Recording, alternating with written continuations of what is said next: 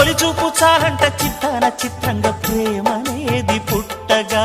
10 మంది అంటుంటే విన్నాను ఇన్నాళ్ళు నమ్మలేదు బొత్తిగా ఆ కళ్ళలో ఆ నవ్వులో